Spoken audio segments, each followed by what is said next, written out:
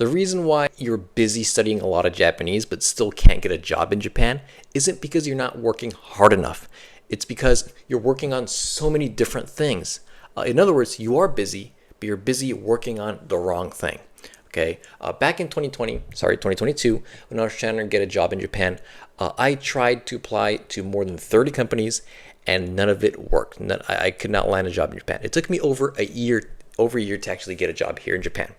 And in this video, I'm going to talk about why you're busy, why that's keeping you stuck, and how to actually allocate that effort into something more meaningful that will get you results. All right, so I want you to go from hopeless right now to unstoppable. All right, let's get started. Number one, why you're busy. So if you're watching this video, you're probably working on studying some N2 grammar, increasing your vocabulary, or maybe watching YouTube videos so you can actually improve your listening, so you can talk to local people. Right? You just want to learn the cool stuff, and you think you're going to improve with that. But guys, slow down, Socrates. That's not how it actually works. That's like saying, that's like not, instead of having one girlfriend, having like 4 or 5 other girls that you're talking to at the same time.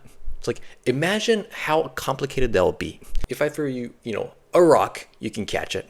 If I threw you 5, it's very hard to catch. It's very hard to actually process, right? So you always want to work on one thing. Going back to my point, if you're working on grammar, vocab, and also listening, pick one. It's very hard to pick many, okay? You're never going to end up feeling good about it because none of them are going to work. You want to always pick one. So the first advice that I would give you is, if you try to actually focus all your time and resources and energy into this one girl that you like, imagine how nice it'll be. Okay, for example, you're going to start calling each other sweetie instead of shouting Rebecca when it's supposed to be Kim. You're actually on time for dates because you're not too busy texting these other girls over here. All right, so focus on this one girl and imagine the results. All right, put all your energy and resources here instead of these 4 people here. Okay, so before I talk about, this is the same thing with Japanese, with learning Japanese, but let me walk you through an exercise that I do with my clients, right? So with my clients, this is what I do.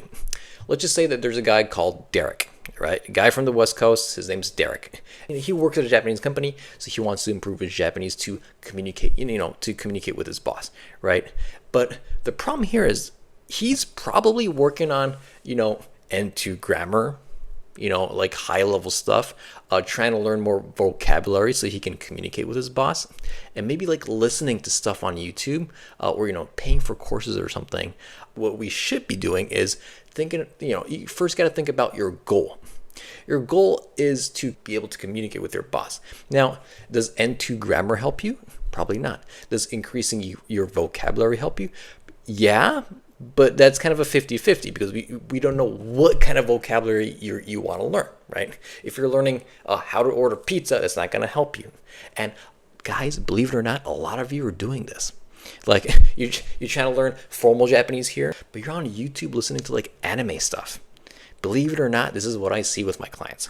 All right. So the real goal here is formal Japanese, not N2 grammar, not increasing your vocabulary. It's learning formal Japanese. So in Derek's case, he's got to learn formal Japanese.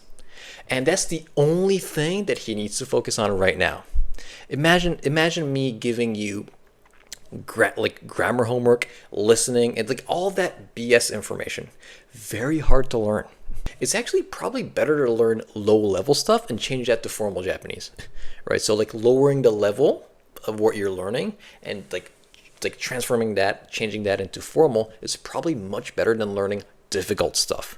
Okay, so instead of trying to learn like high level N2 like greetings and all that, learn formal greetings. Learn how to communicate with your boss. It's about verbal communication, not test Japanese. We don't need JLPT stuff right here. He's doing all this, he's working so hard on this for like 3 months, and at the end, nothing works because he's not working on the one thing that he needs to be working on. He's working on 3 to 4 different things.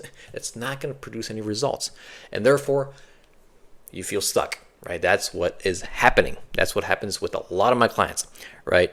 So number 3, let's talk about how to allocate all that energy and all that effort into the correct thing. All right, so here I got an idea that I want to share with you. The first thing you do is we actually look at our goals, But starting something is very different from continuing it. So I want to talk about anyone can start doing something, just execute, just do it. I want to talk about how to continue it. So when you start, it's like going to the gym. If you go to the gym for the first, 4 weeks, everything is going to start to hurt. Your body hurts. The whole thing's painful, but you're not going to see any muscle yet. It's the same with learning Japanese. Once you start learning Japanese, and for the first month, the only thing that you're going to learn is that you're able to concentrate more, a little longer, right? So if you're able to concentrate for 20 minutes after a month of studying, like every day, mind you guys, it's every day, not like twice a week, right? It's every day. After doing that for a month, you're going to be like, maybe after like 3 weeks, you'll be like, holy cow, I can do this for an hour. And that's the only thing that you're going to learn for the first month. Okay, guys, this comes from data. This comes from my experience with my clients, right? So, and after the second month, then you start noticing, Jesus, I remember that like word. I remember that formal Japanese. I was actually able to talk to my boss and say that today. That's when you actually start to see results. It's about that 8-week mark that you start seeing results. All right. So the first few months is going to be painful, but some of you aren't going to see results yet. But it doesn't mean that you're not doing the right thing. You're actually making the right progress. You're moving in the right direction. You're just not seeing the muscle yet. Okay, so I get really passionate about this because I see this with a lot of my clients. They come back to me saying, excuse me, it's really hard to communicate, or it's really hard to memorize this. It's like when they only been working on that thing for like 3 weeks yet. Again, I'll repeat, the only thing you're going to know after 3 to 4 weeks is the fact that you can concentrate. Okay, your muscle, if you want to call it that, you're going to see in about like 3 to 4 months. Results come after doing the actions, right? Not the other way around.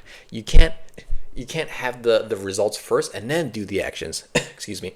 You have to do the actions first. So make the actions the goal, not the results. All right. So results can come later. The actions should be the goal for you right now. There are 3 things that you can do. Like I said, say that new word 30 times in the morning in front of the mirror. Write it down before you go to bed. Talk about it with your wife. Say that same word to your wife and ask her if you're saying it correctly, right? She'll probably know by now because you're saying it 30 times. If something doesn't add up, she'll know it. Okay, so do it like a total 100 times, 30 times writing, 30, saying it in a mirror, and 30 saying it to your wife. Do it like about 100 times a day. And if you do work like this over and over and over again, just keep doing it, I guarantee you that you're going to go from hopeless to unstoppable.